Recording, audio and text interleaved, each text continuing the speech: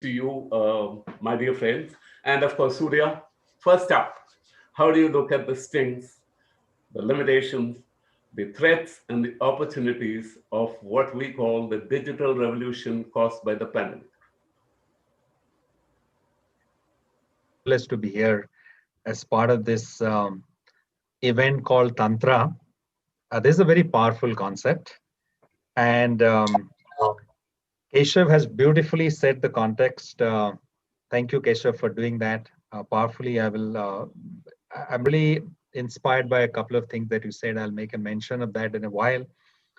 But opening the discussion about the lockdown and the strengths, limitations, and threats, and also the opportunities.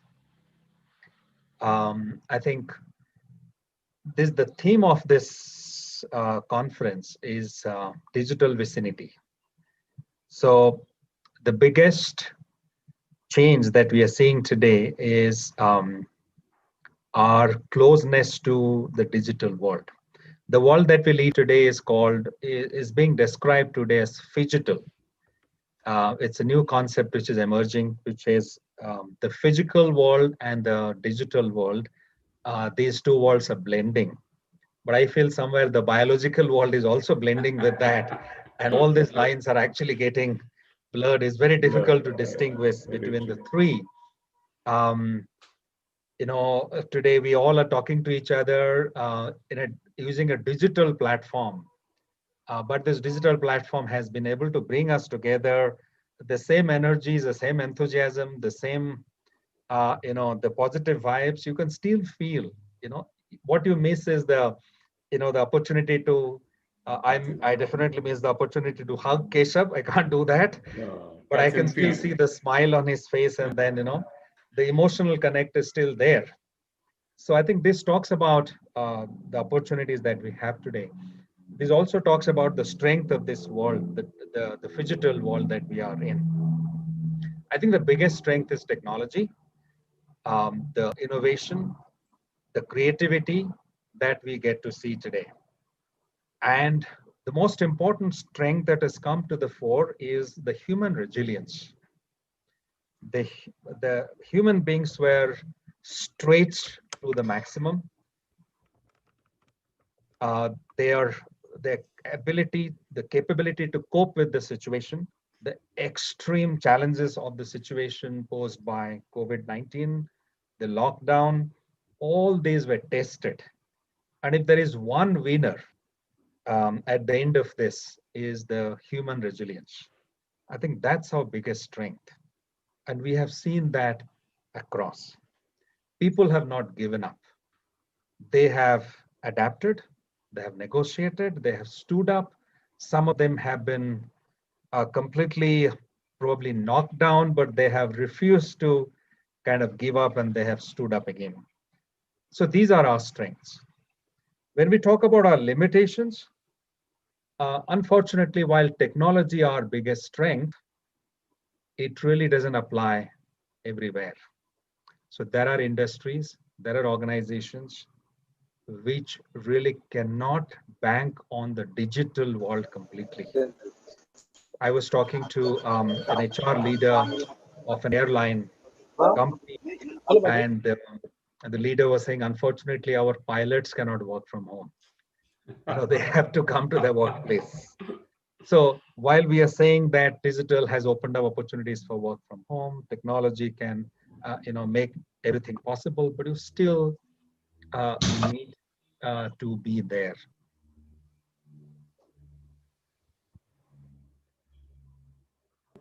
I think Surya has been muted, Keshav. We can't hear him. I know, I think, yeah, something went wrong, and Thomas round the Okay. class got us. Yeah. Okay. Can you hear me now? Yeah. Yes. Yeah.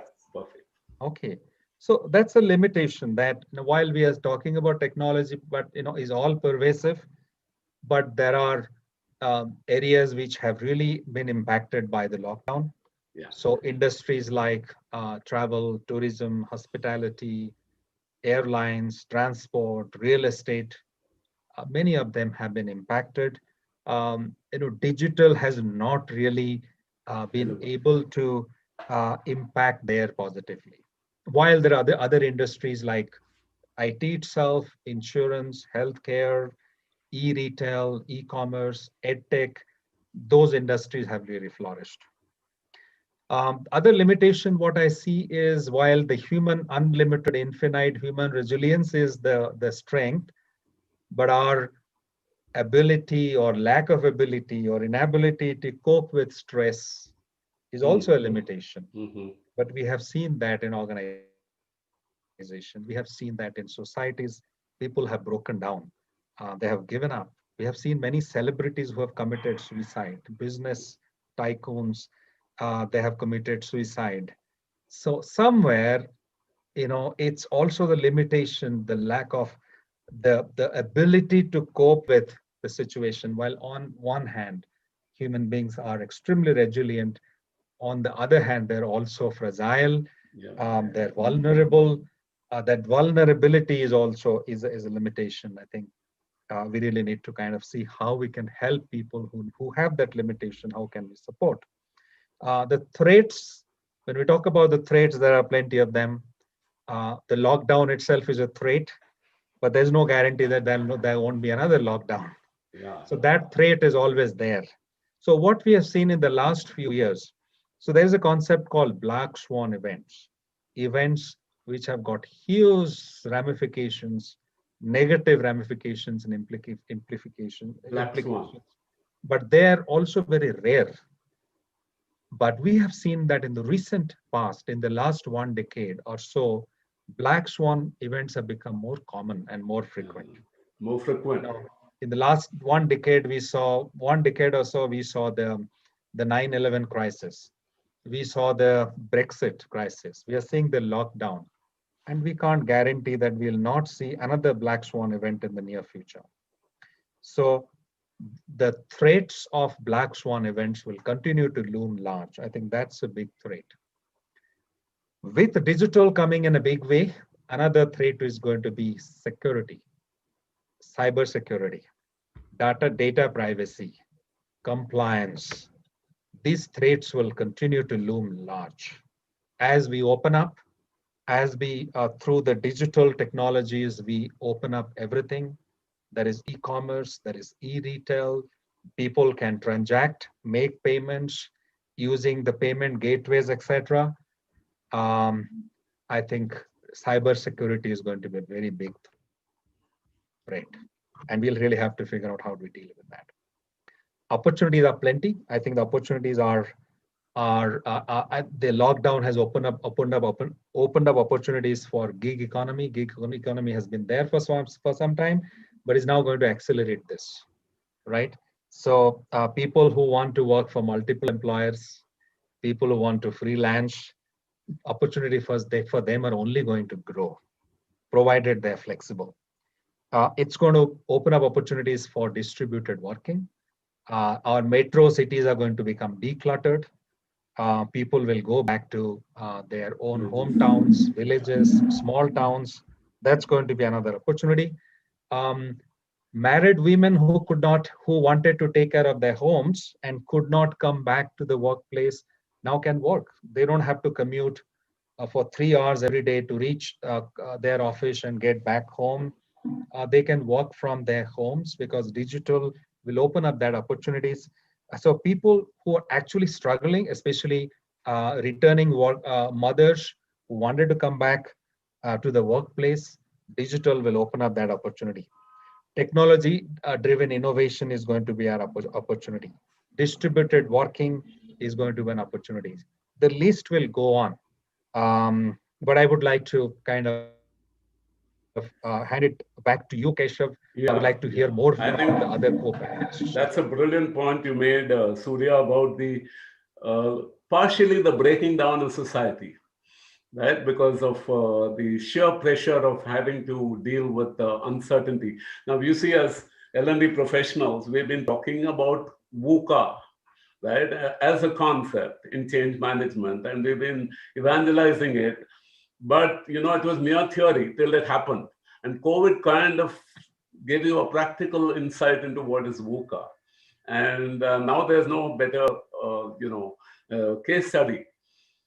But I was more inspired by the way India responded to Australia in cricket, right? Then they went there, touted as, failures who were going to be 0-4 at the end of 2 months. And they turned it around to 2-1.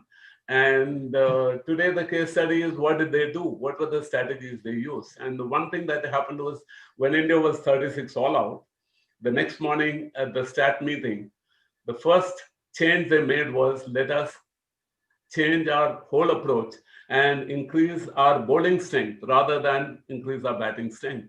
Because, they would obviously think that now these guys are broken down, so we are going to just run through them and these guys are going to work on their batting. But instead, they shifted the whole paradigm to increasing their bowling skill. So I think that is what we're going to see, in the world as well.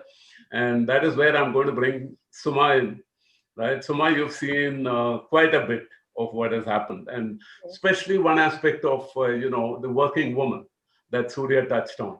I'm sure that is something that you're very passionate about. You've always been a very passionate, uh, you know, um, advocate for giving more power to the woman, working woman. So how has the pandemic affected that, and what do you see as the digital world's change in terms of the working woman? That would be my particular angle I would ask you to speak on, but of course you're open to start as you like. Right. Thank you so much, Keshav, for bringing me in on that one particular point that I'm really passionate about.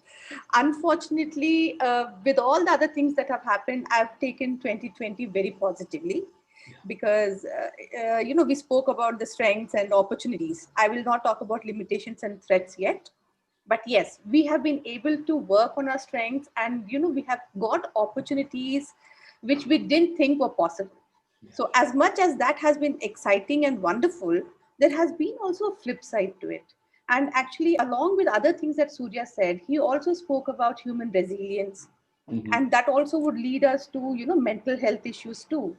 And when we're talking about the working women, as passionate as they are about their work and wanting to achieve something and, do something meaningful in life, apart from taking care of the home, which is, I think, by far the most meaningful, what has happened in my perspective with the kind of interactions that I've been having with a lot of other women working, there has been no defined boundary. Earlier, you picked up your laptop, you picked up your lunchbox, and you moved out of the house, and you were able to compartmentalize. So, for women especially, the pandemic and the lockdown and the work from home has not been as hunky dory as it has been for the men. So that is one thing that has been a little bit of a concern because Sure. as a counselor also, I've been dealing with a lot of women who've come back and said, it's really getting to me. So unlike the popular perception that, women can get back to work now because from the Yeah, safety and the very confines of easy. the home and comfort zone, everything, it hasn't been all that exciting. I think it'll evolve eventually, but these are early days yet. So that is something that has been very prominent in my mind because I keep on trying to understand how better can we implement certain things where it becomes easy for them also. So that is what I thought, one thing needed to be spoken about because even as HR professionals, this is something that not many of us are talking about. Sure. We're only talking about the virtues of working from home as a Yeah. generic concept. But then unfortunately, the divide between the genders is very prominent. And we need Sure. to, we need to work on that too. So any HR professional, I think the theme for this particular year, post the pandemic, I think the theme would be unlearn. So most Yeah. of us are learning new things because everything is there for us. Like the other day, you and I were talking about Alvin Toffler. Remember? Yes. So there's so Alan much of Toffler. Yes, of course. yeah. So there's so much happening, and everything is there. Shared economy and telecommuting. But the Yeah. telecommuting, it still needs to evolve to a better stage. I think that will not happen only with the corporates or work or whatever. It needs to be a social construct that needs Sure. to change for that. So it's going to take some time. But that's something that I have been very interested in knowing, as HR professionals, what are we going to do about it? Mm. Because, and also I like the theme of the event, Back to the Future, Yeah. because future, we have not arrived in the future.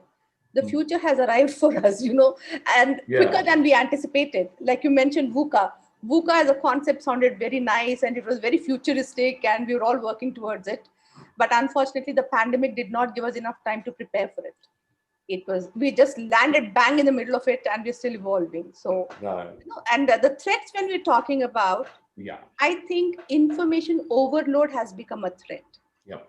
And, I'd like to connect that with also the opportunities.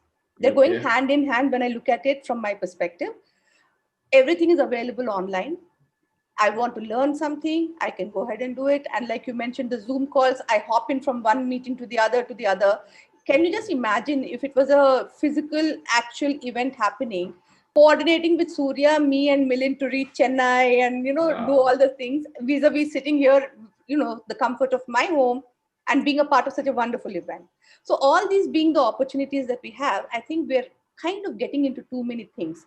It's like a fear of missing out, FOMO that the young people would FOMO, call. yes. FOMO, So, yes, yes, absolutely. so that has become another threat also to us because there's so much going around, we don't know where to stop. At some level, we just need to take a step back to understand where we are going and how we want to go. That's one of the reasons why I said learning is one thing, but unlearn would be the theme for the year post the pandemic. Only when we do that, we're actually going to go ahead and do something more meaningful. So that's the Ab- limitation, and those are the opportunities that I look at, from my perspective. The rest of it, I had wanted to sound very intellectual and talk about a lot of things, but Surya has already spoken about them. It doesn't make sense to repeat them all over again. Yeah. So this is my view on the whole things, Keshav. Yeah. Over to you. Perfect, Suma. And Suma, one point you made which stuck in my mind, the positive side of resilience. When I talked about the Indian cricket team, Virendra Sehwag kind of quoted our Prime Minister Narendra Modi the other day by when we won the match. He said, "Ghar mein ghus ke mara," right? Which is a positive thing that you got into Australia and beat them where it Absolutely. hurts them. Yes. But the flip side, the way I see it on your presentation is now Zoom and the digital world, घर में घुस के आपको मारते हैं, right? Because it Absolutely. takes away your personal time, it takes away Yes. family time. People say, "What's your big deal? I mean, you're just listening. I'm talking, and why can't you spend another hour on this meeting?" Absolutely. And they don't realize that it disrupts the whole family True. structure and Yes. harmony. So everything, I think, is the strengths. When you cross the line, it becomes a weakness. Same thing that you said about threats. If you cross the line, the opportunity becomes a threat, or the other way around. So it depends on how you balance everything. It's all about And I think fine tuning it. fine tuning it, balancing Yes. it. Yes. And that, of course, brings me to our third panelist of the day, Mr. Milind Kher from Mumbai. Now, Mumbai is one of the big cities that has miraculously survived in terms of law and order situation. People expected that it'll explode with the pandemic. They thought that it would be difficult. Delhi and Mumbai were being watched as the two places where something will break, something has to give. But I thought they managed decently with the pressures of. On the other hand, of course, Mumbai was least affected by commuting issues like drivers and people like that getting out of jobs. Well, everyone depended on public transport much more. So one doesn't know where we stood. And I'm going to invite Milind to open up on the topic and give us a special something about how Mumbai manages, because we always say whatever happens in Mumbai happens in India a few years later. So that's one way of looking at Mumbai. So go ahead, Milind. Please come in. Thanks so much, Keshav. Yeah. What I'll do is, you've beautifully, named that thing as the slot analysis. I'll Yeah. quickly run through the slot and then come to the Perfect. special Perfect. feature on Mumbai. Yeah. Perfect. So, firstly, I would like to really congratulate DG Vaishnav College for an absolutely fantastic theme, which is so relevant today. Digital vicinity is something which is now even physically close to our hearts. Yeah. So, okay, so talking of slot, now we always talk around what our passion is. So my passion being emotional intelligence, I will not touch upon self-awareness because I think, Keshav, that is your domain. But I will come to self-regulation, which is a Okay. huge strength for us. Sure. See, in self-regulation, there are two things. One is adaptation, and the other is innovation. Yeah. I think this has phenomenally helped us in the pandemic because Okay. the kind of digitization that India has undergone, like Facebook tying up with Geo and a huge increase in the Facebook reach, a fantastic increase in mobile telephony, Yeah. and possibly today the heaviest internet traffic on the virtual platforms that we have. I think all this is a fantastic strength as far as India is concerned. And Sure. uh, I think the speed with which people have been picking up this thing, a lot of people who we never credited with being tech savvy are today operating Zoom and operating it so fluently. Fantastic. I mean, people of my generation are also doing quite okay.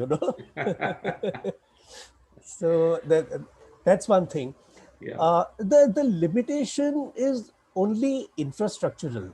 I think Yeah. because if we want a digital economy, we Yeah. need 24 hours power in every village, and we need high internet speeds.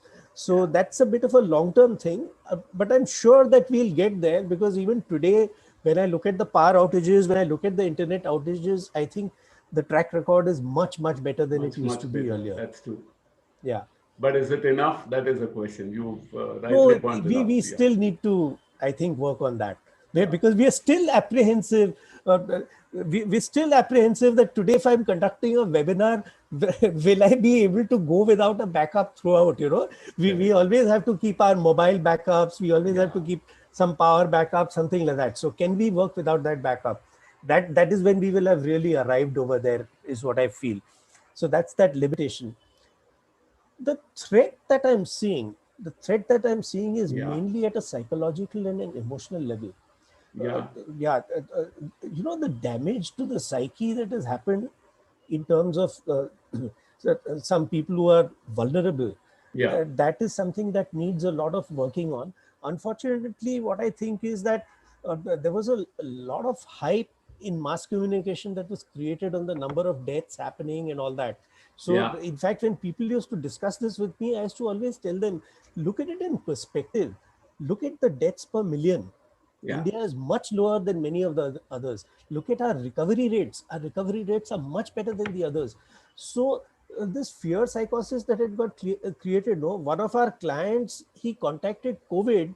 His dad was so shocked to know that he had COVID that he got a heart attack and passed away. So Yeah. yeah, so this thing needs to, Vulnerability.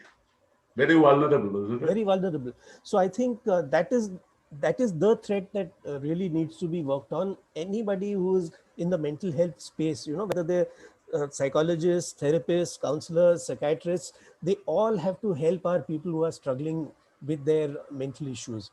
I think that's the threat. And opportunities, I think opportunities are galore. I think the way that all geographical barriers have got dissolved, the Yeah. way we can seamlessly go from meeting to meeting, the way we don't have to worry about traffic, about pollution, all that. I think these are all fantastic opportunities that are getting created. And given the intellectual capital that India has, I dare say, like we have this slogan called Made in India, Make in Yeah. India.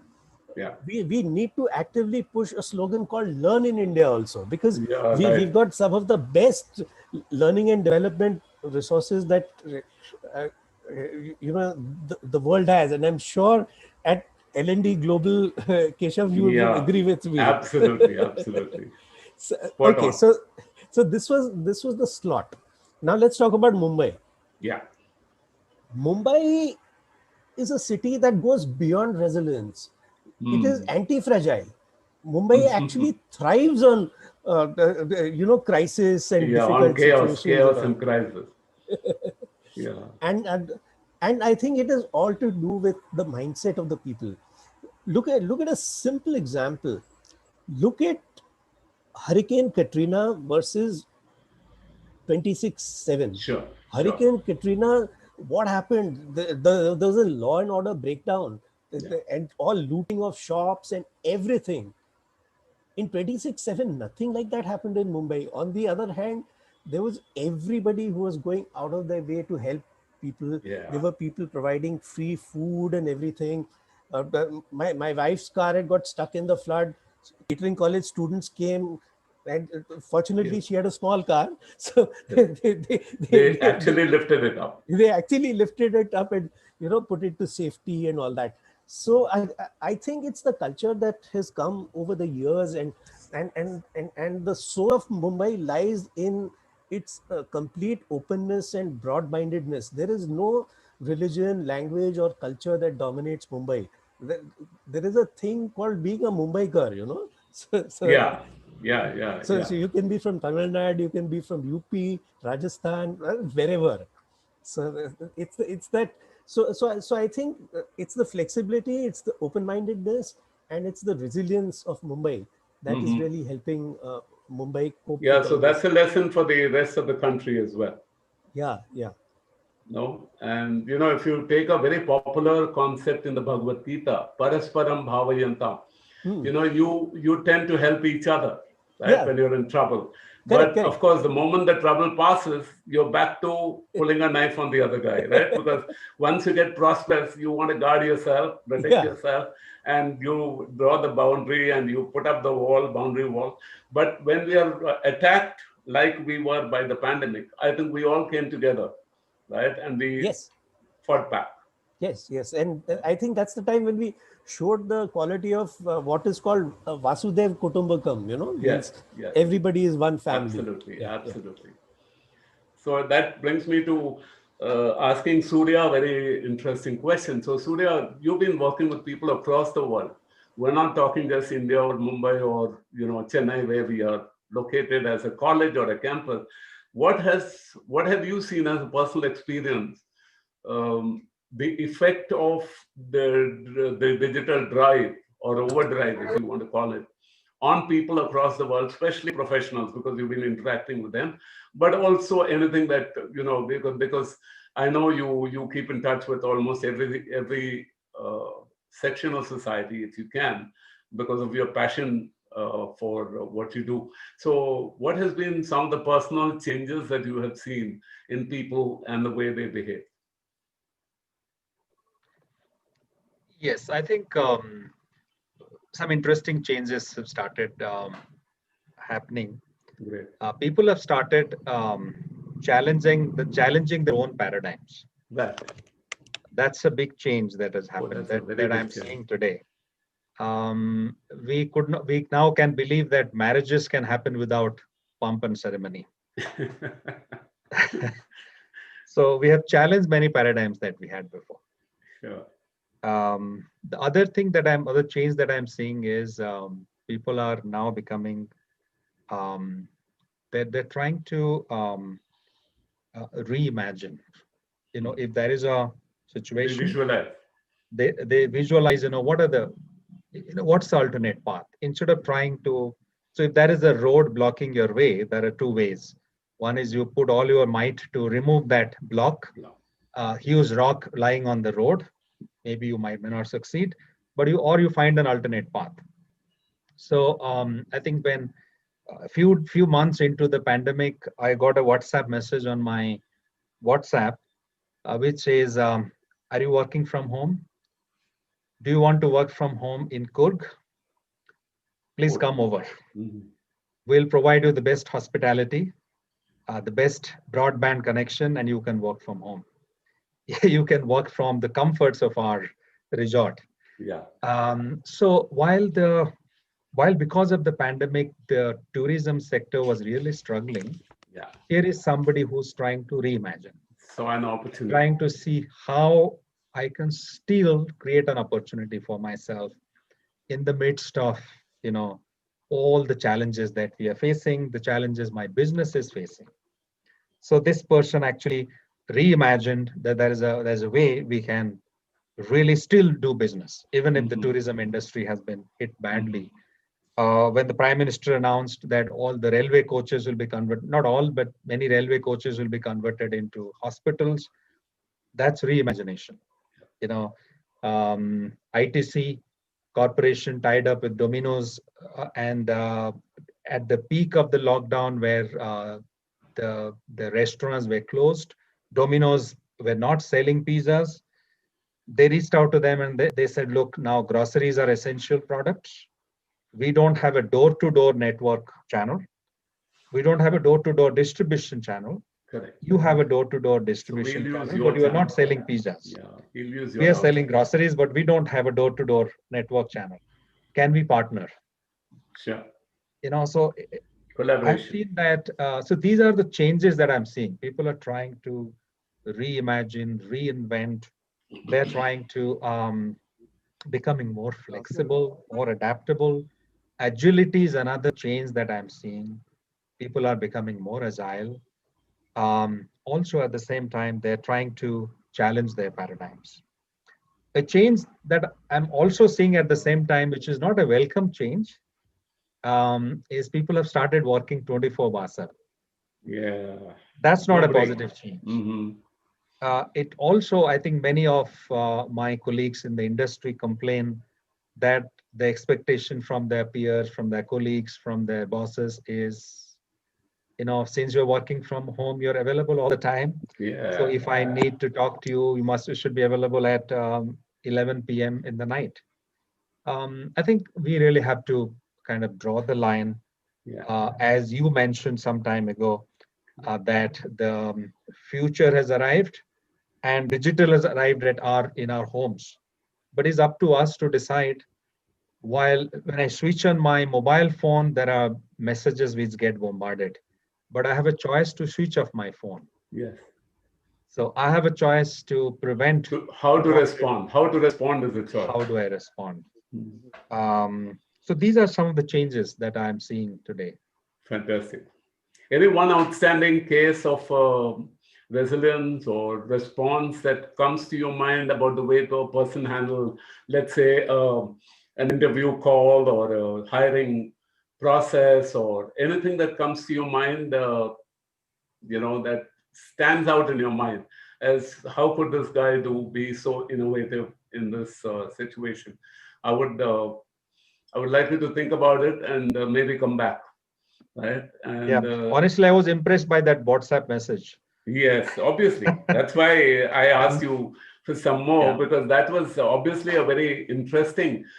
I also remember that someone in Singapore, or I think it was in KL or Singapore, who redesigned the hotel in such a way that each bay he split into two with a false ceiling. So one couple would sit at the ground floor and the other would be on the mezzanine in the same outlet, and it was just an outlet. So they would go right, like that, and someone sat on top and someone sat below, so that social distancing happened, right? right, right. And it was a very innovative way, but it was extra cost. And that's a question I want to throw to all of you now. Have countries like China managed better because of the infrastructure that they had in place before the change happened? Or is India's challenge or India's response better because of our resilience, that we were not prepared and therefore we reacted slightly better in terms of helping each other, pulling each other out of the hole, saving each other better? And that's an interesting question that I want to throw to all of you. Are we more prepared, or rather, are we better unprepared for the future than some other countries who look over prepared for the future, like China? And one of them is, of course, 5G and new technology coming. You hear that it affects your health, it can affect your hearing, or your brain, and all kinds of things, cancer caused by 5G and all that. So I want to throw that open to any one of you to answer. How do you see our preparation for the future? Is it adequate, or are other countries probably doing a step or two ahead of us or behind us? Which would you what would you think about it? So I want to throw it up to anyone who'd like to go Yeah. first. So Keshav, I think I would like to go at this. Sure. You have spoken about the preparation that India may or may not have done Yeah. vis-a-vis certain other countries, mainly China, and Yeah. right. So I think there are a few very beautiful adjectives that are added to India and the Indians in particular. So Right. some of them being experts at jugaad, Yeah. experts, Jugaad. yes, and like all of us seem to agree on, we are a very resilient lot. Throw Right. anything at us and we'll come out on tops, right? And unfortunately, where I see that we have a threat is the discipline area. But then again, my philosophy is never say never. So sometimes lack of it also can work in our favor. Yeah. That's what we saw during the pandemic. Sure. And like Milind had also mentioned, the floods that came along and how we kind of we came out and supported each other, instead of trying to hurt each other or try to do certain things which were not necessary. So that's the kind of a ethos that India has, despite Yeah. all our other bickerings and stuff that go on and on and on, thanks to certain other people we don't want to talk about. But I think as a country, we are a very positively, uh, we are Resilient. very positive people, Mm. and we like to look at things that way, and that is our strength actually. So not Right. being prepared has opened up so many things vis-a-vis if we had. And we're also like the sheep, you tell them something and we generally follow. That's the norm that Indians have. The Sure. leader comes and says tali bajao, we do that for That was. yeah, Mhm. whether I believe in it or not, whether I see any merit in it or not, but we'll go ahead and still do it. And that's another thing that Indians are very, very, popular for. So I think not having any preparation worked in our favor, because we saw a lot of things popping up and so many entrepreneurs that just came up. Whether it's just the neighborhood auntie who was good at making some chai or pakoda, suddenly she's an entrepreneur now. Yeah. Because of the COVID and a lot of lockdown, Sure. also a lot of people, Found new ways. absolutely. Yeah. So that's how that has been our strength. Yeah. And we have always been the kind who take it by the flow, we just go with the flow, take it by the ear and move on. I don't think India as a country, we are very systematic, and I think that will hamper our style actually.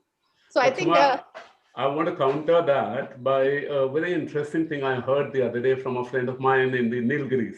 right. He has a hospital up in Ooty, Mm-hmm. and he said that the ventilators came and came and came, and he says now we don't know what to do with them. We haven't even opened those boxes, Mm-hmm. right? Because people made ventilators like crazy. Absolutely. Like the Mahindra, plant line completely changed to making ventilators. But Yes. today we don't need them. And what do we do with them? So I said, now we will learn how to make something else out of them, right? We might even make sandwich toasters and sell it in the market, but we'll find a way. Absolutely. That's the belief, Yes. right? Like I said, we're like the sheep. Yeah. One idea clicks somewhere and everybody wants to go ahead and do that. That's why we have the surplus of all these things that have come up into our lives now. Yeah. Vis-a-vis the ventilators or the mask, everybody wants to make a mask now. Sure. Everybody's become an entrepreneur. As wonderful as that is, but there's got to be somewhere we need to think beyond that. Yes. Right? So that's And what's I think happening. tailors, a whole lot of people who had lost their jobs really to the retail market, retail clothing market, Mhm. suddenly came alive because mask became something that only a tailor can do, not you can't expect a branded company to be making masks day in and day out. So this became Yes. very handy for somebody to start again at home. Yes, and I'll also give you a woman's perspective on that. All right, Yeah, now we have retail outlets and some fashion designers and all coming up with matching masks to go with your sure. elaborate Accessories. wedding Yep, attire and yep, stuff yep. like that. So who would have thought Fantastic. of it? I don't think anybody else other than Indians can think of all these things. So yeah, it has opened up a lot of opportunities for us, but then not being prepared for it has worked in our favor, is what I think. Suma, I want you to know even male shirt brands are creating masks that match the Oh, shirting. really? Shirts, yep. Ready-made shirts with masks that match. So you can Awesome. imagine how innovation is Yes. spreading. Yes. Can I request Milind to probably throw, because he's got his retail um, experience already. So how do you think we're going to deal with this muchness or overgrowth, mushrooming of business during the lockdown, which is now going to become irrelevant and get phased out?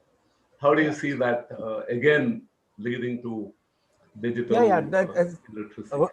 Keshav, I think what is happening is that there's a very strong hybrid model that is coming across. Okay.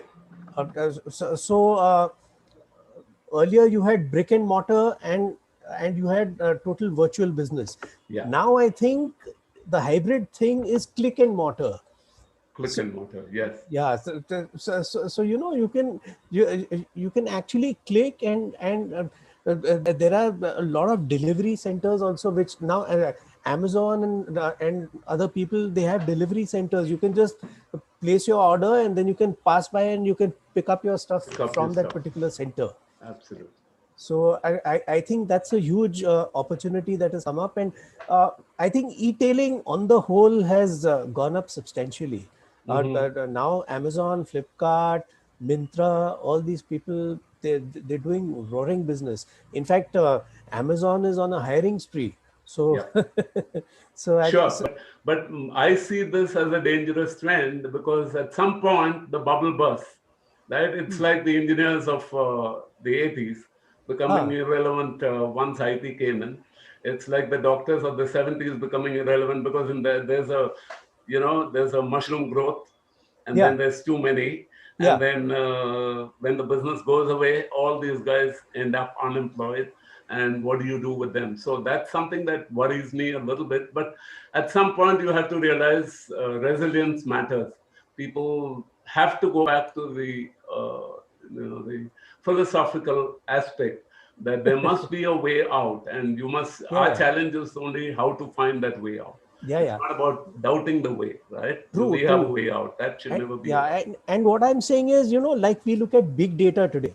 Big Yeah, data is a big thing, you of know, for course, of analyzing course, trends and all. of course. One thing we also need to look at is small data. Yeah, Small data basically are those tiny little changes in the environment which yeah, tell us what is actually going to happen in the future. And a correct. lot of black swans emerge because we've not read the small data. You ignored the small data, thinking they're irrelevant, but Ah, they just balloon up, right? correct, correct. They just Yeah. balloon up and they catch up. Very true. Thank you, Madan.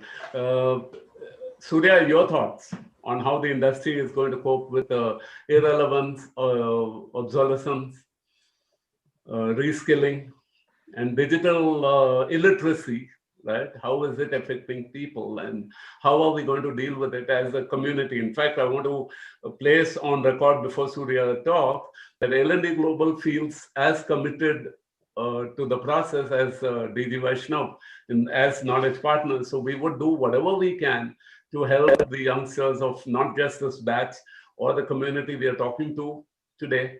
We would be happy to partner with you on reskilling of people, especially the lesser privileged people who have no access to computers, no access to digital literacy.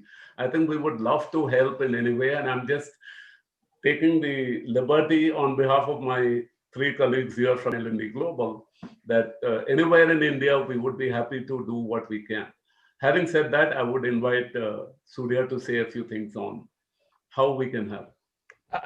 Before I talk about how is industry dealing with this, I Yeah. think I was tempted to talk a little bit about this India's preparedness, because I think Yes, yes. Suma, and you have thrown light on that. I Sure. think I liked what Suma said. I think Jugaad is the Indian name for reimagination Yeah. and reinvention. Yeah. And while this whole idea was being looked down upon in the past, now this has really come out as our savior. I think we also have another concept which is very philosophical or spiritual, which is Aham Brahmasmi. We Absolutely. believe, that You are that. yes. So we never distinguish ourselves from others. Mm. So when we see somebody in distress, we naturally go and help, Yeah. because we don't see the other person as different or separate from us. You know, he or she may not be a family member, but we always treat everybody else as our own. I think that's another powerful thing. And the third thing is the new India, Naya Bharat. It's very different. Yeah. What we are seeing in the last few decades, I think it's very different. I think we always had the talent, we always had the capability, but we lacked that grit, that confidence, that belief in Yeah. ourselves. You always had The Naya self-doubt Bharat as well. has today. Yeah. Yeah. The new India has today, and then we can probably take on any challenge that comes our way. So we are today capable, we are confident.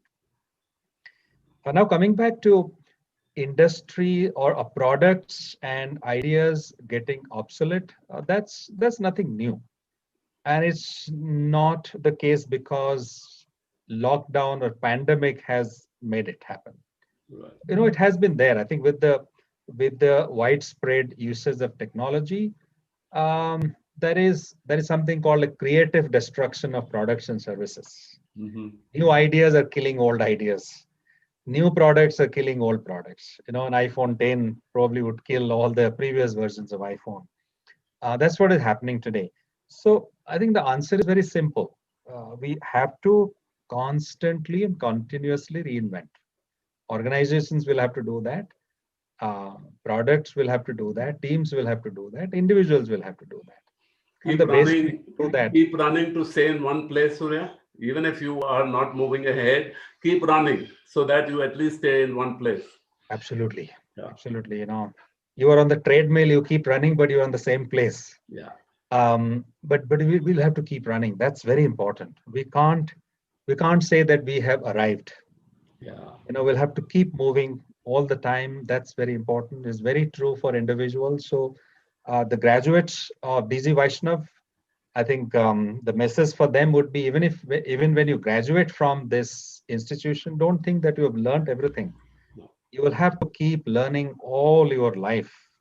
Till our last breath, we'll have to keep learning, and that's the only way we can deal with these changes. So, a couple of things. The first thing, we need to accept the fact. I think, Keshav, you are talking about the worry or the concern that you have, that with so many doctors or so many engineers coming to the field, Yeah. or Amazon hiring, what will happen tomorrow? The reality is it'll happen. The hiring spree they will stop hiring at some stage, and these people will have to then find a New new ways. opportunity for them. New ways. New ways. The question is, are they ready for new ways? Mm-hmm. The best example is Mr. Amitabh Bachchan. Mm-hmm. He has Reinventing. always kept reinventing himself. The chocolate boy hero, the angry young man, the man who played character roles, the man who played humorous roles, Yeah. comic roles, the man who were in the small idiot box, Yeah. in the small screen. He kept adapting. And don't forget the chocolate old man hero, Chocolate right? old man. Who falls in love as a 70-year-old with a 60-year-old or a 18-year-old. I mean, he challenged every paradigm you can Challenge every socially, paradigm. So but that's yet a, kept his image intact. many of his contemporaries who are highly successful have been more successful than him at Couldn't. one stage. Many of them are out of the industry today. We don't even see them, don't talk about them. But he is going strong. Yeah.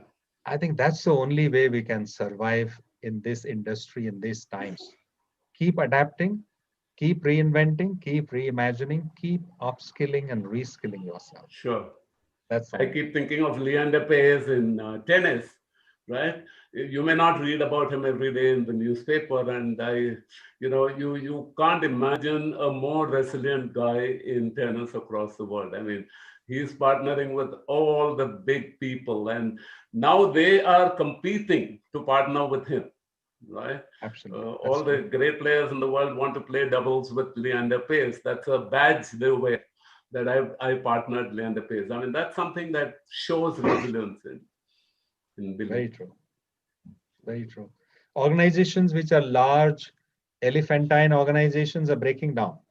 Yeah. Hierarchical structures are melting away. Large organizations are breaking up.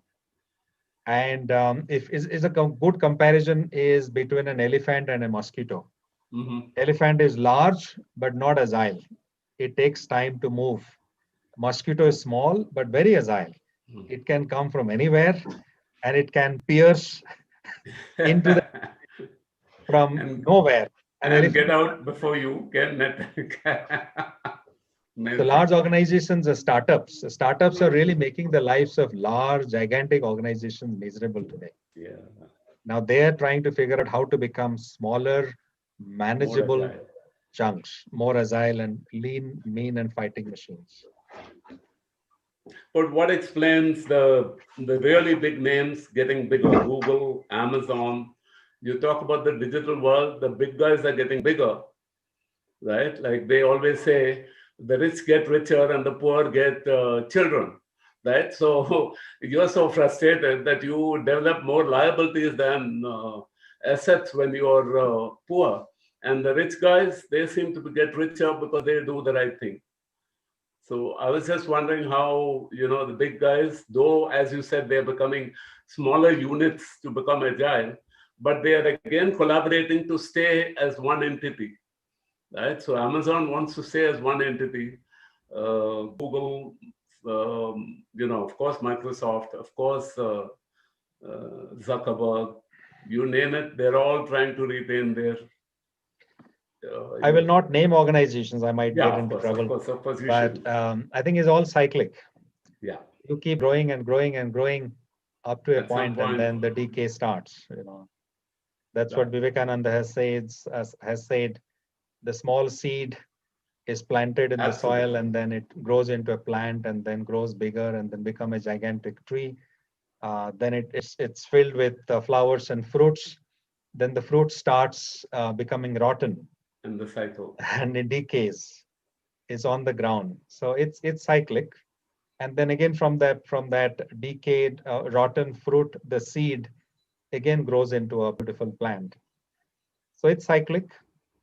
I think every organization will go through that. They will reach the plateau, and then they will start decaying Sure. again, unless they kind of really reinvent and then come back in a new avatar Right. than what they are. Right. So I'm going to take you to one last bit that I want you to all look at, which is the ethical aspect of change during the lockdown, and of course, the change because of the digital overdrive. The ethical bit has taken a beating. Sometimes, you order food on the net, and when it arrives, you find it's not okay, but it's too difficult to send it back to the person, and the person will never be able to take it or replace it in time. So everyone just trashes the food and says, what do you do with this? They don't keep their word. And if you go and actually see the kitchen, you might never buy from there again, right? So you don't know how the digital divide has, of course, as you said, the proximity of touch and feel, the loving hug is missing. But the other thing is the self-doubt created by lack of quality, and definitely the ethical part of people taking shortcuts because they are the unseen providers. And therefore, I wanted you to touch on how has that affected people in terms of, or how do we counter that? How do we ensure that people can also bring in quality into digital delivery? Because now that is one thing that people really feel worried about. Unless you go to a branded person, you never get enough quality. So that's one area that I wanted you to talk about. I think I talked about cyber security as a big threat Yeah. in my initial narrative when we're talking about threats, limitations, etc. So that will continue to be a threat. Yeah. The best way to overcome that, Keshav, is going to be awareness, Yes. understanding the possible areas where theft can happen, fraud can happen, and taking safeguard Yeah. measures. So as an organization, one has to become ethical, but you cannot believe that every other organization, every other individual who's in business is following ethical practices. So you'll have to safeguard your own interest. And that's possible by improving awareness. Cybersecurity awareness is very important. When we are into banking transactions, what are Oh, the, yes. safeguard measures we need to have in place? What are the antivirus softwares that we need to install in our, computer, System. Yeah. in our system? We need to become self-aware. While we can take chances sometimes. Sometimes we'll have to trust people, but we'll also have to see what is the limit. To what extent we can go and trust, and to what extent we can take chances and take risks. Because compliance is absolutely important. While you can take chances, but if while taking chances, it impacts your customers, it eats into gets into the privacy of your customers, that's definitely not acceptable. Correct. So I think being careful, being aware, and taking the right measures, and being ethical yourself is the way forward, is how we look at it, Keshav. Super. Thank you, Surya. Any other thoughts from Suma on this? Because before I ask Suma to talk on that, the other area of ethical discomfort is during the pandemic was the hospital sector. People said that you go near a hospital, even if you don't have COVID, you will not come out alive, right? Simply because of the billing. And then they also believed that, they were unethical because they would charge you for one PPE kit, and the same person used it for 6 different patients. All 6 get billed for that PPE kit. So is that ethical? So, people have debate. Is there really a big issue in India for accountability? That's my larger question. Is it that we are not accountable as people, that people have such a deep distrust when they, have to use any service? So, Suma, first any thoughts that you would like? Yeah, you spoke about accountability, and yes, I have my own misgivings about the word in the context of Indians. Uh, you make the buck while the sun shines sounds good, but Yeah. not to the extent that we are capable of going, and we keep on outdoing ourselves in every sphere. So that Sure. is something that I'm very unhappy about when I see things, especially when we talked about the pandemic and the hospitals. And there are quite a few others, who kind of fleece you for that last buck that you might have. Sure. That I think, yeah. And I kind of briefly got disconnected because I had a power outage. But by the time I came back into the call, Surya was talking about ethics and stuff. So I'm assuming that's what we're talking about. That's right. That's right. Right. So yes, ethics, I think at a personal level, we need to understand that it should be a way of life for us. Yeah. It should not be, flexible. It should not be situational. We need to either have it or not have it. If Sure. I'm saying I don't have or I do not operate at a level of ethics, then so be it. At least carry that on your shoulders and show it to the world. I'll know what I want to do with you, deal with you or not deal with you. But exploiting the situations just to make my way a little easier for me, that sounds a little bad, whether it is in the corporate world or whether it be in the hospitals or anything else that you see. Sure. I also remember during the pandemic, the vegetables. I know, I do understand that the petty vendors that you have, they had a challenge. So they also became innovative. They'd come to all these communities and, they said, okay, on a certain day, we'll be here with everything. They come and they also have the same thing. Now they have no other option. So they will pay whatever I ask them to pay. Correct. So that is the kind of, I think that's the ethos of the country that we live in. And, as proud as I am of my country, that's something that I have to accept and move on. But ethics is something I think each of us needs to, at some level, understand where we are and understand the importance of actually behaving in a certain way. Integrity seems to be very, very fluid in our country. So, Yes, and I have this theory, Suma, that we have quantity as a market. We have quantity. Japan believes a lot in quality. yes. So I believe that if we matched, Japanese quality with Indian quantity. Sorry, will Mr. Crimson or Miss Crimson, will you please mute yourself, whoever you are? Very interesting color, but please mute yourself if you can. Yeah. So I was talking about if there was a or a match of Japanese quality and adherence to compliance to quality with Indian quantities, large markets, there would be a fantastic. But somehow the collaborations have never worked out with Japanese companies, whatever. Of course, Maruti Suzuki is the best example of a collaboration. But I believe that we should actually be working more on the ethical part of educating our people, right? That it doesn't pay in the long run. It gives you a short buck, but not a long-term gain. So I think that's something that worried me. My question is, has the digital world improved that, or has it increased chances for getting away with short-term quality? That's my worry. But I thought if you became more transparent or if you got very close digitally, you would have to be a little upfront. If you have better systems to catch fraud, if you had better systems to catch people cheating on violating terms and conditions. And today, I think younger people don't have any kind of moral compass to tell them it's wrong. So they think, he's doing it, she's doing it, so why can't I do it? Yeah, so whatever works for me, whatever works for me is fine. Yeah. So that's a little worrying. If we drive that sense of purpose in people, it's about money at the end of the day. But money becomes the end Yeah. it's the cause of all problems. But if money becomes a tool to achieve an end, Yeah. then you are focused on the end and not the tool. Absolutely.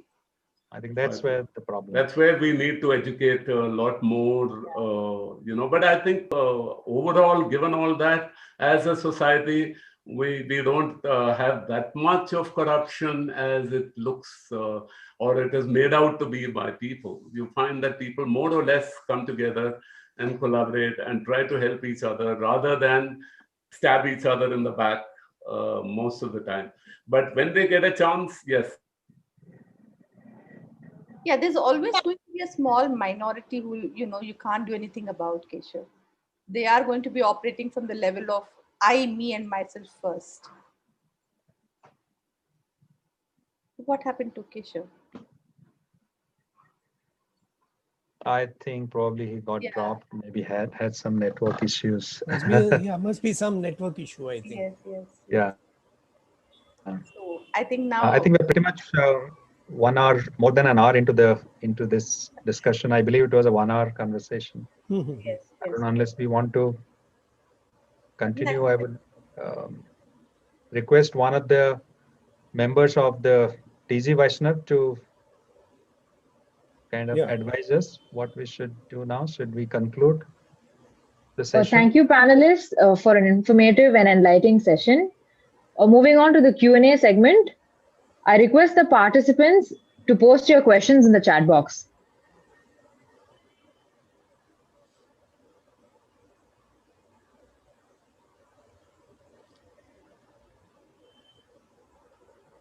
So you will be reading out the questions to us? Yes, sir, I'll be reading out the questions. Okay, okay.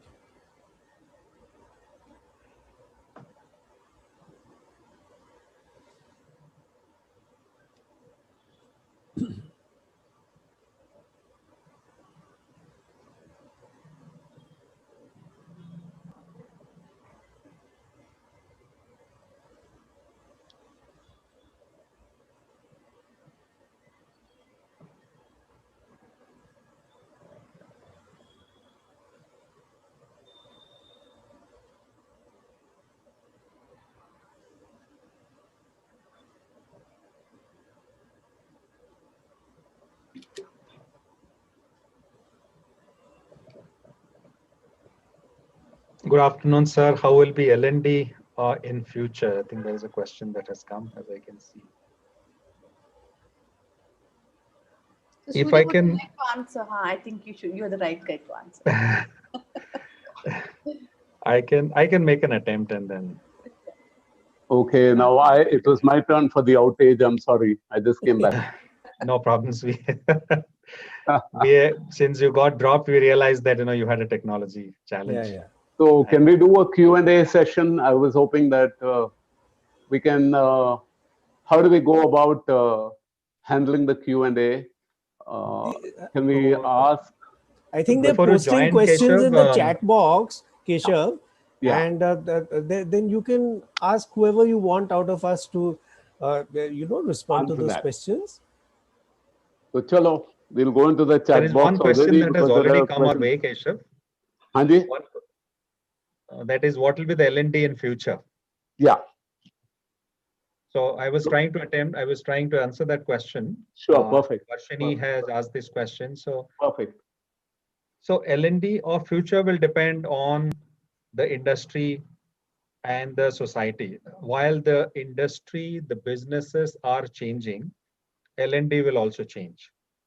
So while industry is going to be driven by technology, and we will see more innovation, we'll see more disruption in the industry and business. We'll also see that L&D is trying to adapt to that. So I'll give you a small example.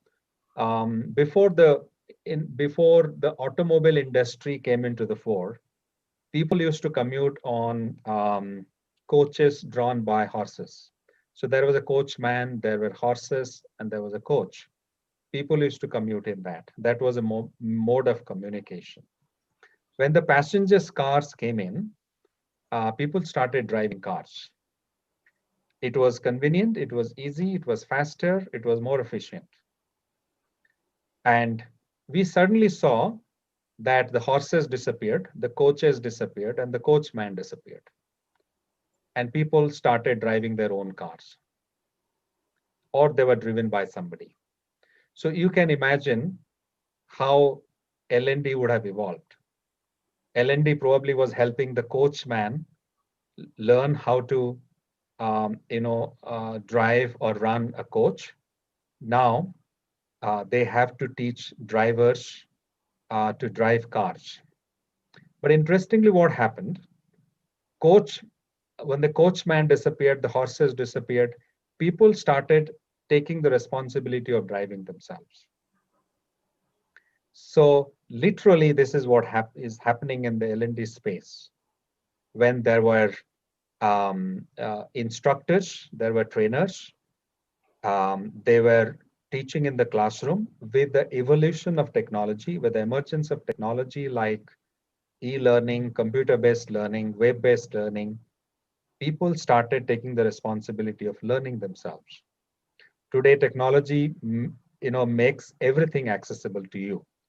So now, in today's world, while passengers have become drivers themselves, um, students have become self-learners. They've started learning on their own. In the future, if you go with the same analogy, we may not have to drive our cars, because now there are some companies like Tesla and Google. They've already launched driverless cars, so we don't have to drive in the first place. So in situations where machines and robots will take care of many things for us, we may stop doing many things, like we will stop driving. If we stop driving, then we don't have to learn how to drive, right? So this is how L&D is going to adapt to the future. L&D is today getting ready to train people on certain things, but those activities will become obsolete. So we'll have to stop teaching people those activities, and we'll have to figure out what else we can teach. So and then L&D will have to do that in real quick time, because technology is evolving very, very fast. So jobs are becoming obsolete. New skills are emerging fairly quickly. So L&D has to be ready to prepare people on new skills fairly quickly. The speed at which we will have to design and churn out new learning programs and deliver new learning programs will be really humongously quick. We'll have to do that really quick. So L&D of future is going to be an L&D where we are going to leverage technology to a great extent. We are going to enable people to learn themselves. We'll have to create an ecosystem where people can learn themselves, people can learn from each other, people can learn through their peers, and so on. And the third thing which we'll see in L&D is personalization of learning. We'll see, it's like you go to a Subway and you order a sandwich. They will ask you to choose your sandwich. They will ask you to choose your bread, choose your cheese, choose your sauce, choose your spices. Everybody who walks into the same restaurant or same outlet can walk away with very different sandwiches. So similarly, in the good old days, we used to train everybody on the same thing. But tomorrow, learning is going to be highly personalized. I will walk into the learning ecosystem, walk away with what I need. Hyper personalization of learning is going to be the future. So these are some of the changes we will see in L&D. That's how L&D is going to evolve. Right. If I may add to what Surya has said, I think individual development plan is going to be the buzzword from now on in L&D, in terms of no generic training for everybody, at one level, but bits and pieces of whatever, it's like a la carte. You just pick up what you want, and that's how we're going to be doing the L&D from now onwards, is what I feel. Yeah. I want to add, IDP is, like you said, the catchword. individual development plan. Mm. We are getting instances at work where we are becoming personal coaches for different skills for different managers in the same organization or the same team. So Yes. you're doing presentation skills for one person, almost like a school calendar. Hmm. You're doing presentation skills for one person, you're doing assertiveness for another person, right? You're doing strategic negotiation with the third person, Correct. and you're actually telling different people the same little skill broken down into little personalized modules for different people. We're doing it in a very, very micro level. And I'm sure, like Surya says, this is going to really, bloom into a very big system where you can actually park them on racks and pick up your modules and get out. But of course, we are doing it pen and paper. We are sitting down and discussing. This is what you need, and this is the time we're going to spend with you, etc. I'm sure that is going to become digital very soon. So there's a personal experience I wanted to share. Yeah. So who's taking the questions up? I think there's another question talking about the blockchain in HR. Yeah. I think Varshini Raman says, Yeah. what would be the contribution of blockchain in HR? So I think digitization being an integral part of our lives now, Yeah. and HR also is evolving. Like, for example, I've been hearing about a lot of AI and ML being implemented in HR. And we're talking about chatbots, which are going to be chatbots rather, who are going to be very instinctive in their reply. They'll understand the tone in which you have been asking the question and respond accordingly. So I think, yes, blockchain as a As a concept, concept. Yeah. yes, it is going to be an integral part of HR going forward. You can no longer say I'm only into what the various functions of HR, but they're all going to be clubbed together. And I think blockchain will be a very integral part of it from now onwards. And the security issues and ethics and so on and so forth that we spoke about, blockchain is going to actually block those particular elements. Yeah. Eliminates many of those. Yes, No. yes, it does, Mm. it does. So I think a lot of transparency will come into it, and a lot of digitization will happen. So blockchain, yes, you need to be aware of it and you need to be prepared for it in HR. I think organizations need to make those investments in digital learning, Yes. which I think is the main block. It's a mental, it's a mental decision that people are putting off about how much to invest in the digital learning space, and of course in L&D itself. And we've always thought, as long as the profits are there, don't worry about it. But what are you doing with the profits is what matters. And if you don't invest part of, at least a good part of your profits, COVID is a good reason why you learned that you have to learn to share your reserves by plowing it back in the right place in the organization and not just in infrastructure and buildings and all that. I think that's a learning. There was a question I thought interesting about, people saying that you will work 24/7 and that's not a good thing.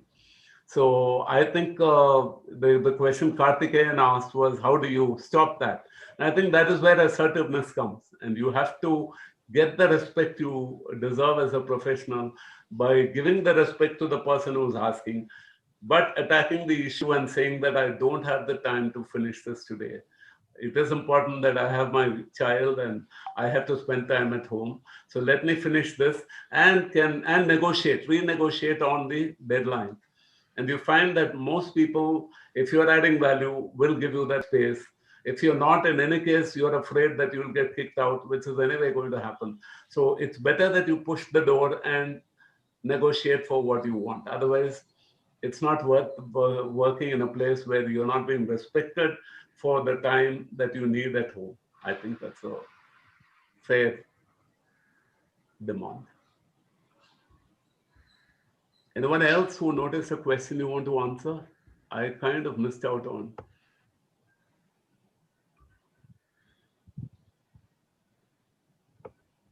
Some of them are really big and winded. So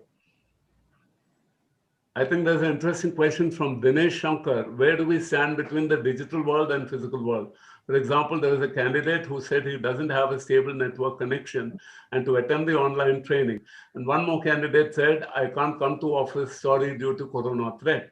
So what is the meeting point at equilibrium or balance between people making those demands that they can't, Yeah, so I Yeah. think, Keshav, the answer to that is, again, as I talked earlier in the context of retailing also, Yeah. it is going to be a hybrid model, and there are going to be certain cases where people will do things digitally, and certain cases where physical attendance is a must. I'll tell you, for instance, like now we do a lot of training with the manufacturing sector, and we do training with hospitality. Now, Yeah. manufacturing and hospitality, the training cannot be done virtually, Yeah. because there are actually physical processes that are happening, and you have to be there at the place where that physical process is happening. Absolutely. So I think a lot of industries are going to move back to the physical space, whereas Yeah. those who have discovered that they can operate without it, Yeah. they will continue to work from home. Like in Pune, I've noticed software has permanently moved to work from home in a lot of companies. Yeah. So I think that's how it's going to be. So that calls for more self-discipline than anything else, or self-regulation is the word you Yeah. used, Milind, in EI. Yeah. And it's very important that people are responsible enough to take charge rather than be forced to take charge. Yeah. Yeah.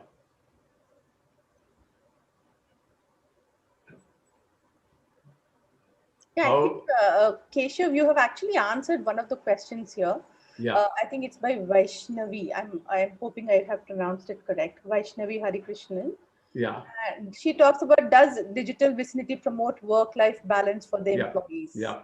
So you have actually answered that question. Yeah, and partly you answered it in the beginning when you said that, women have a tough time when people dump everything on them, expecting 24/7. Yeah. Surya touched on it too. But I think it is just the perfect time to become more assertive in life, right? And sometimes you have to say, I'm sorry, but the question is, how civil can we be about it? I like the Christine Porat, approach on TEDx, I think, about civility at the workplace.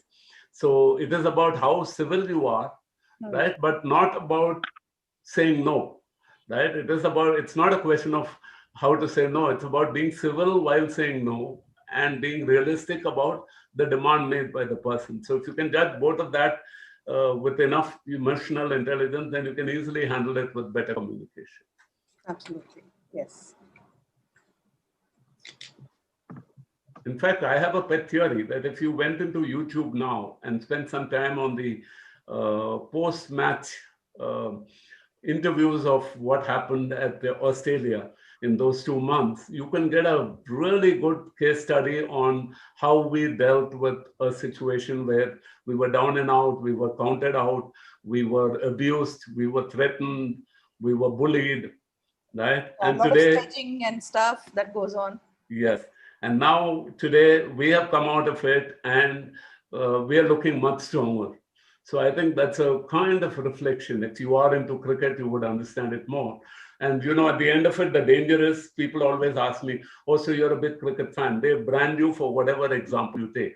If I took a tennis example, they said, so you're a tennis player. If I said the army, they said, were you in the army before? So I think people brand you by whatever examples you take. But I think this cricketer was a great example of how to fight back during a pandemic, or even how to face the future with more confidence. I think it's an amazing story. Any other thoughts as we wind up? Because I think this is a good time to wind up, right? It is a very interesting question. I think all of us might want to, Yeah. maybe we could make this the last question. Yes, let's make it the last. Yeah. So apparently this is coming from the YouTube live session. So there's a Yeah. gentleman, I'm assuming gentleman, Prasanna Krishnamurthy. Yeah. As most of the discussion was based on how digital vicinity has emerged, Yeah. mainly because of COVID-19 situation. Yeah. When would we have achieved this digital vicinity if this COVID situation hadn't arisen?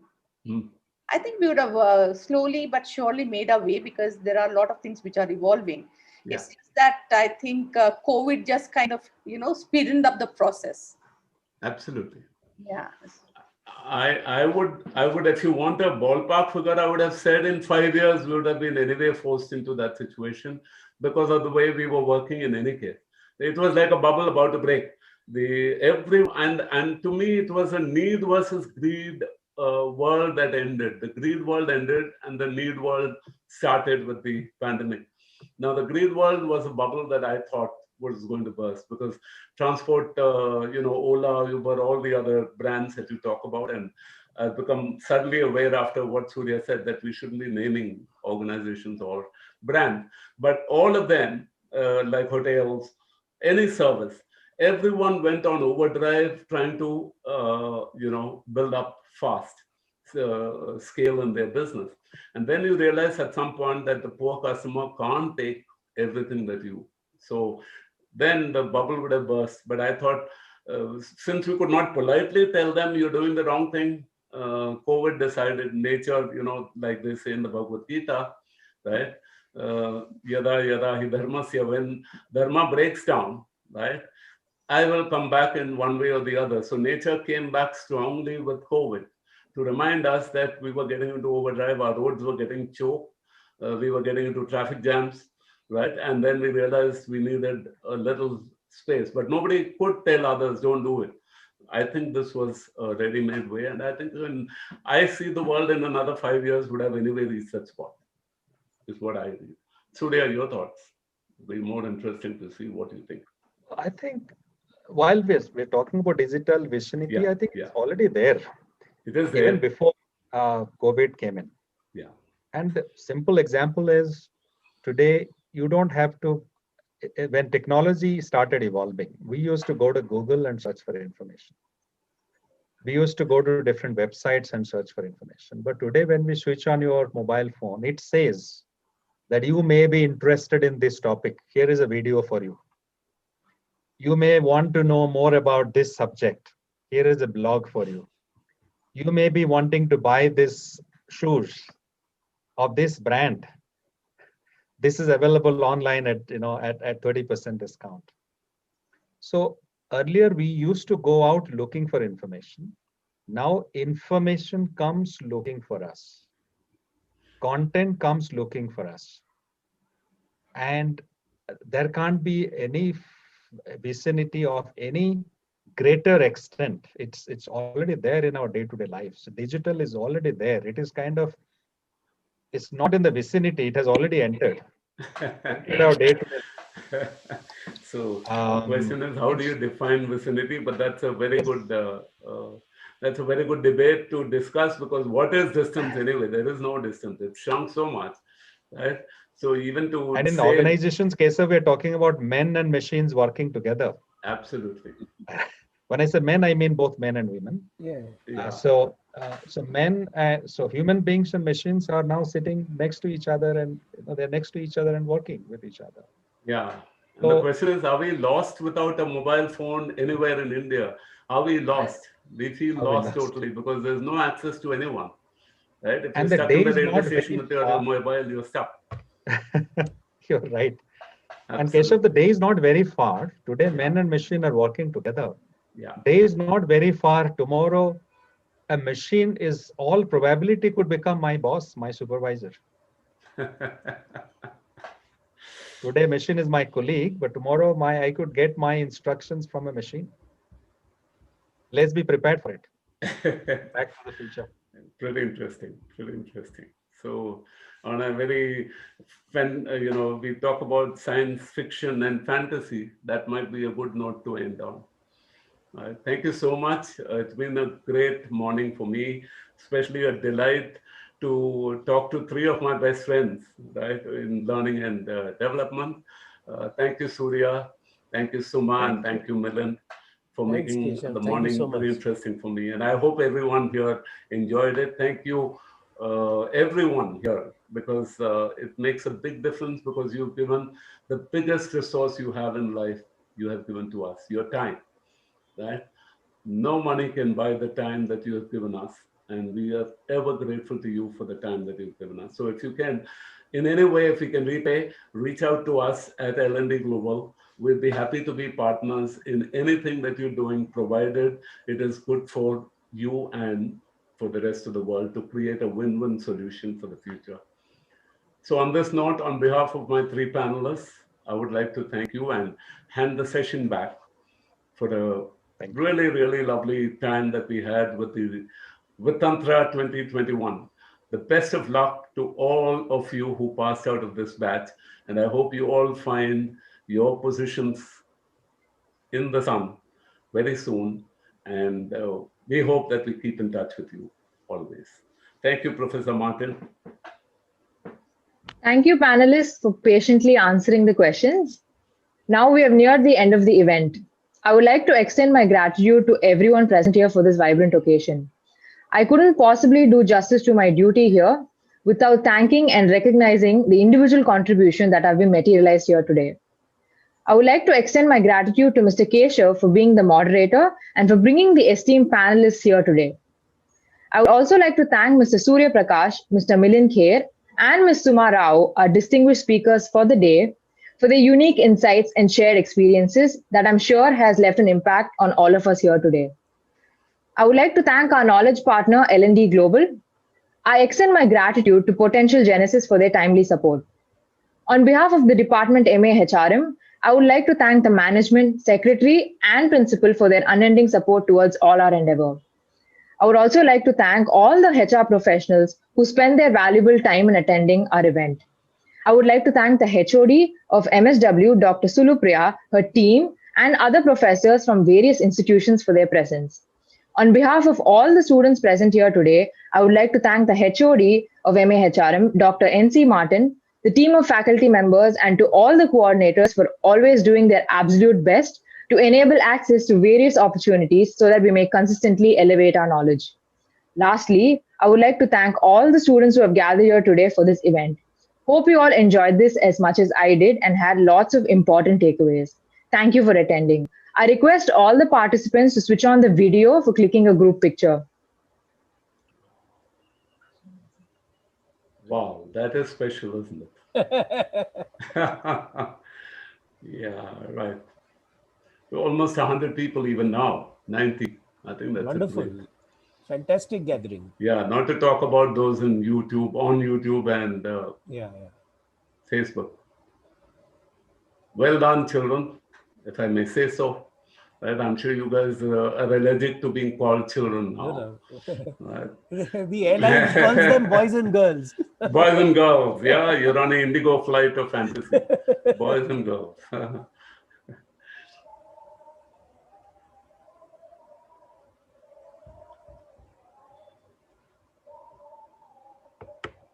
Okay. I hope everyone's coming online. This is part of digital etiquette, I guess. Everyone is coming, showing up on your camera, I hope. Thank you, everyone. Yeah.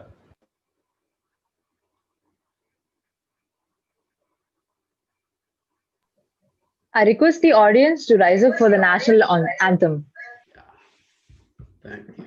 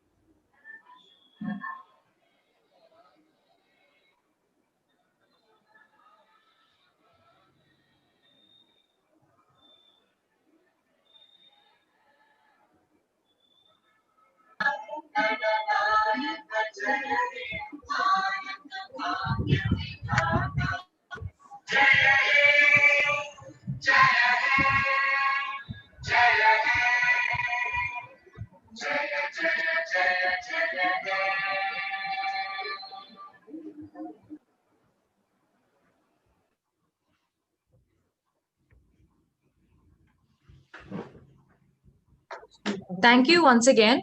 The feedback link is provided in the chat box. Please fill the feedback form and let us know your thoughts. Thank you. Have a good day.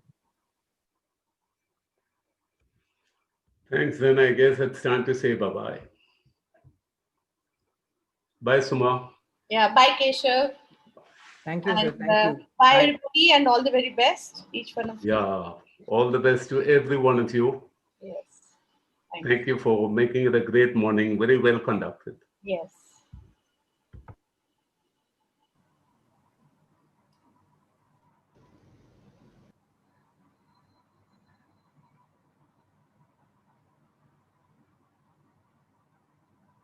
Good show, students. Good, very good. Keep it up. Thank you, Professor. Thank you, for sir. participation. Thank you. All the best. Very nice to have Thank you. you, on sir. Thank you, Thank you, sir. sir. Good show. Good Thank show. you for attending. Yeah. Thank you, sir. It's nice to see you. So, thank you, Professor. You have been from the beginning. Okay. ரொம்ப நல்லா இருந்துச்சு. Okay, okay, very nice. Choices. Everything went on well, Professor. ஆமா, ஆமா, And we able to manage the time also. ஆமா. கரெக்டா முடிச்சிட்டீங்க. ஆமா, Professor. Keshav is known for it and he keeps up a time. பரவாயில்ல, அந்த ரூம்ல இருந்தே நீங்க டெலிகாஸ்ட் பண்றீங்க உங்க ரூம்ல இருந்து. ஆமா, Professor. அங்கே எல்லாமே technology. Ah. We are bringing digital vicinity in DG Vaishnav. Oh. Even in the cabin too. Very good, very good, very good. So students are sitting in the other conference hall, right? Ready? Yes, Professor. Yeah, yeah. They are the people. Okay, good, very good.